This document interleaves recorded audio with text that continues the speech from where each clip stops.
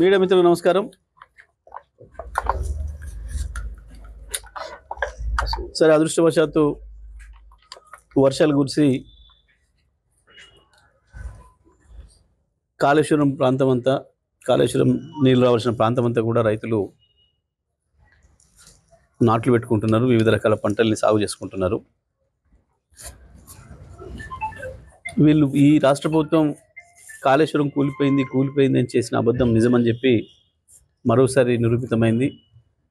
మొన్న నందిమేడారం పంపులు ఆన్ చేసి మిడ్మానర్కి ఎట్లయితే నీళ్ళు తెచ్చిండ్రో, అక్కడి నుండి గతంలో మల్లెన సాగర్కి, అక్కడి నుండి కొండపోచమ్మ కూడా ఏదైతే నీళ్ళు తీసుకొచ్చిండ్రో, అదే పద్ధతుల్లో సూర్యాపేట జిల్లా కూడా నీళ్ళు తీసుకురావాల్సిన బాధ్యత ఇరిగేషన్ మంత్రి గారి పైన, ముఖ్యమంత్రి గారి పైన ఉంది. ఇక్కడ ప్రజలు ఇవాళ ఏదైతే పెద్ద ఎత్తున వ్యవసాయం సాగు చేసుకున్నారో, వరితో పాటు ఇతర పంటల్ని, వాటిని కాపాడాల్సిన బాధ్యత ఈ రాష్ట్ర ప్రభుత్వం పైన ఉంది. ప్రత్యేకించి సూర్యాపేట జిల్లాలో గత వారం 10 రోజులుగా కురుస్తున్న వర్షాల వల్ల సాగు పెరిగింది. ఇప్పుడు మళ్ళీ మరి దీనికి సరిపోయే పద్ధతుల్లో నీళ్లు ప్రభుత్వం ఇస్తుందని ఆశించే రైతులు పెట్టుబడి పెడుతున్నారు. దానిపైన ప్రభుత్వం స్పష్టత ఇవ్వాల్సిన బాధ్యత ఉంది. కానీ దురదృష్టవశాత్తు నిన్న చంద్రబాబు నాయుడు, రేవంత్ రెడ్డి గారి ఇద్దరు అవగాహన ఉపన్యాసాలని విన్నాం. ఎంత స్పష్టమైన అవగాహనతో ఉన్నారో ఇద్దరు కూడా. బనకచెర్ల కట్టి తీరుతామని, బనకచెర్లలో ఏదో వృధా జలాలు, సముద్రం పోయే జలాలు మా మీద చెల్లిపోతున్నాయి, మేము వరదలు భరితంగా నీళ్లు వాడుకోమా అని చెప్పేసి మాట్లాడుతున్నాడు చంద్రబాబు నాయుడు.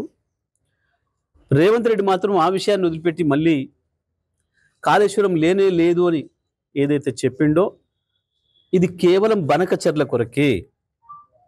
చంద్రబాబు నాయుడు ఉపన్యాసానికి మద్దతుగానే రేవంత్ రెడ్డి గారు మాట్లాడారు తెలంగాణ ముఖ్యమంత్రిగా. రెండు వేరు ఉపన్యాసాలు కావు, ఒకటి పోటీ ఉపన్యాసాలు కావు. చంద్రబాబు మాట్లాడిన దానికి సపోర్ట్గానే రేవంత్ రెడ్డి మాట్లాడిండు. కాళేశ్వరం ఉన్నది, కాళేశ్వరం నుంచి మేము 240 టీఎంసీల నీళ్లు వాడుతున్నాం, అందుకే గోదావరిలో చుక్క నీళ్లు కూడా లేవు, ఎట్టి పరిస్థితుల్లో కూడా బనకచెర్ల కట్టడానికి వీలు లేదు అని చెప్పాల్సింది రాష్ట్ర ప్రభుత్వం. రాష్ట్ర ప్రభుత్వం యొక్క వాదన ఆ విధంగా ఉండాలి. కానీ రేవంత్ రెడ్డి లేనే లేదు కాళేశ్వరం అని మాట్లాడడం అంటేనే చంద్రబాబుకు వంత పలకడము. దీనికి వేరే ఇంకేందో సాక్ష్యాలు, ఇంకేందో వేరేది అక్కర్లేదు. కాళేశ్వరం ఉన్నది, కాళేశ్వరం నుంచి సంవత్సరానికి 240 టీఎంసీల పైగా నీళ్లను వాడుతున్నామని చెప్పాలి. ఇది చెప్పకపోతే బనకచెర్లకు అనుమతి ఇచ్చినట్టే, తెలంగాణకు ద్రోహం చేసినట్టే, అందులో ఏం సందేహం లేదు. మీరు వాడిన నందిమేడారం పంప్ హౌజ్లు కావచ్చు, గాయత్రి పంప్ హౌజ్ కావచ్చు, ఆ తర్వాత మిడ్మానేరు పైన ఉన్న అన్నపూర్ణ కావచ్చు, మల్లెన సాగర్ కావచ్చు, అక్కడి నుంచి కొండపోచమ్మకు తీసుకురావడానికి వాడిన ఇతర పంప్ హౌజులు కావచ్చు, నంగనాయక సాగర్తో సహా, ఇవన్నీ కూడా కాళేశ్వరంలో భాగమే. మీరు ప్రారంభించాల్సిందల్లా కేవలం కన్నెపల్లి పంప్ హౌజు, దానిపైన ఉన్న ఇంకొక పంప్ హౌజ్, సుందిల దగ్గర ఉన్న pump house, Golivada pump house, ఈ రెండింటిని వాడితే సరిపోతుంది. ఇవాళ మల్లెన సాగర్ నింపాల్సిన అవసరం ఉంది, రంగనాయక సాగర్ నింపాల్సిన అవసరం ఉంది, అన్నపూర్ణ నింపాల్సిన అవసరం ఉంది, కొండపోచమ్మ ఆ నుంచి బస్వాపూర్ నింపుకోవాల్సిన అవసరం ఉంది. మరొక వైపు వరంగల్ జిల్లాలో మైలవరం నుంచి, బైనవాగు నుంచి సూర్యాపేట వరకు, చిన్న సీతారాం తండ వరకు నీళ్ళు తీసుకురావాల్సిన అవసరం ఉంది. సరే, నిన్న ఉత్తమ్ కుమార్ రెడ్డి ఇంకొక మాట మాట్లాడాడు, ఏదో దేవాదుల నీళ్ళు ఏదో తెస్తా మీకు అని చెప్పేసి మాట్లాడింది తుంగతుర్తికి. అంటే దీంతోనే వీళ్ళకి అర్థమైంది, ప్రజలకు అర్థమైంది, మీరు ఇన్ని రోజులు ఎస్ఆర్ఎస్ నుంచి తెస్తున్నాం నీళ్ళు అని చెప్పిన మాట ఏదైతే ఉందో అది అబద్ధం.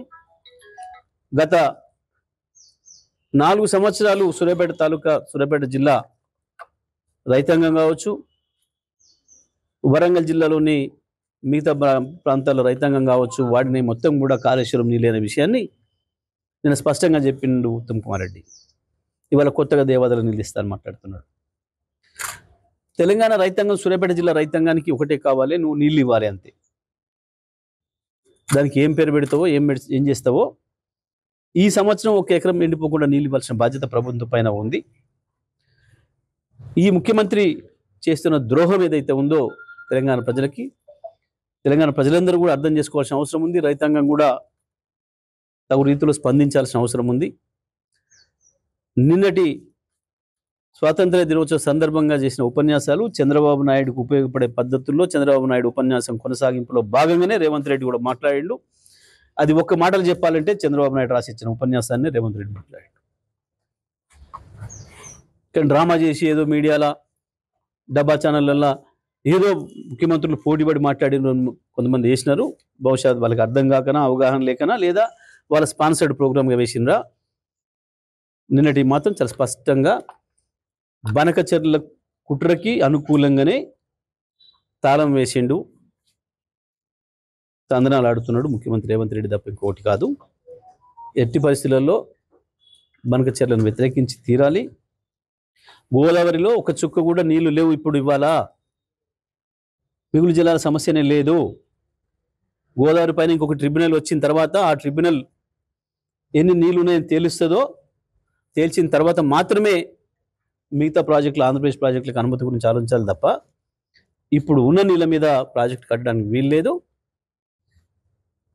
మనం ఏదైతే కాళేశ్వరం నుంచి వెళ్ళి వాడుతున్నామో, గతంలో వాడినామో దాదాపు 250 పైన టీఎంసీలను, అవి మనవి పూర్తి వినియోగించబడ్డవి. గోదావరిలో మనకి ఇప్పటివరకు ఇచ్చిన హక్కును, కాబట్టి చుక్క నీళ్ళు కూడా దాంట్లో లేవు.